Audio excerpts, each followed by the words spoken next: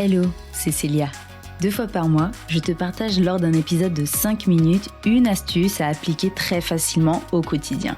Elle te fera gagner du temps, économiser de l'argent, préservera ta santé et celle de notre chère planète Terre. Alors c'est parti pour l'épisode du jour.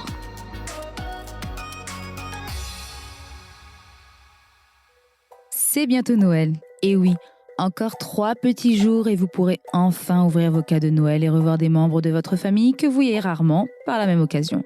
Alors pour vous encourager à fêter un Noël plus responsable, je sais bien que pour cette année c'est un peu raté. Mais c'est pas grave, il n'est jamais trop tôt pour sensibiliser. Car si vous ne le savez pas encore, Noël c'est la période de gaspillage monumental et loin d'être éco-responsable. Voilà pourquoi cette année, The Big Shift vous donne des solutions pour fêter Noël autrement. D'ailleurs, pour produire cet épisode un peu exceptionnel, nous nous sommes inspirés d'un article très complet et publié par notre cher gouvernement. Vous pourrez le retrouver sur le site www.ecologie.gouv.fr. Alors, vous devez sûrement vous demander comment fêter Noël autrement. Eh bien, c'est simple. Premièrement, évitez de jeter des sapins après les fêtes. Pour cela, vous pouvez choisir un sapin avec des racines afin de pouvoir le replanter dans son jardin, mais vous avez également la possibilité de choisir un sapin artificiel qui pourra être réutilisé d'année en année. D'ailleurs, il vous est même possible d'en acheter un d'occasion. Pour ceux qui n'auraient pas peur de déroger à la tradition du sapin vert que l'on décore avec des guirlandes et des tonnes de boules de Noël, sachez que des associations telles qu'Emmaüs vous proposent des alternatives fabriquées à partir de chutes de bois. En ce qui concerne les sapins naturels, sachez également que de nombreuses villes proposent une collecte de sapins de Noël de manière à en faire du compost. Alors pensez à vous renseigner. Ensuite, limitez les décorations énergivores. Très simple. Pour cela, il vous suffit d'utiliser des matériaux naturels pour décorer votre sapin.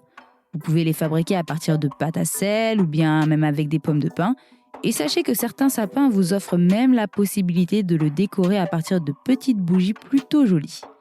À défaut, choisissez des décorations qui vont durer dans le temps. Et évitez d'utiliser des guirlandes électriques ou à minima, achetez les moins consommatrices d'électricité et les plus durables dans le temps.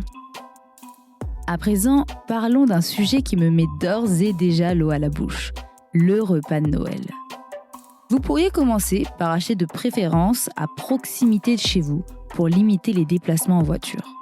Ensuite, en achetant des produits de manière réfléchie et selon vos besoins afin d'éviter le gaspillage alimentaire. Pour cela, établissez clairement un menu ainsi qu'une liste lui étant associée. On n'y pense pas souvent, mais pensez à optimiser vos déplacements en réalisant vos achats en une seule fois. Ensuite, on le sait, les repas de famille riment souvent avec vaisselle interminable. Mais cela fait partie du jeu. Alors évitez d'utiliser les produits à usage unique comme les gobelets, assiettes et couverts en plastique, ainsi que les serviettes et les nappes en papier. Autre problématique, les emballages. Privilégiez les produits à la coupe, en vrac ou sans emballage. Vous pouvez proposer de l'eau du robinet présentée dans une belle carafe plutôt que de l'eau en bouteille en plastique. Petite précision, nous le savons, certains déchets sont parfois inévitables. Alors pensez à rassembler toutes les bouteilles et les emballages recyclables pour les bacs de collecte séparés. Ensuite, évitons le gaspillage alimentaire. Pour cela, à la fin du repas, pensez à conserver les restes dans des contenants hermétiques et à les consommer rapidement ou bien à les congeler. Vous pourrez même demander à vos invités s'ils souhaitent repartir avec des doggy bags, pourquoi pas.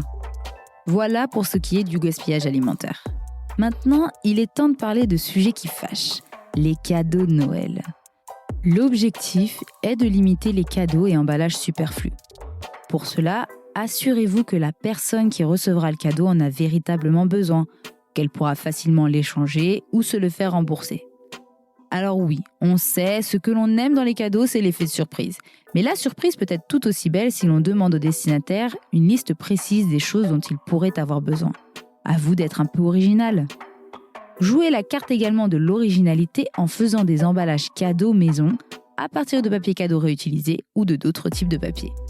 Et puis, arrêtons d'acheter pour acheter.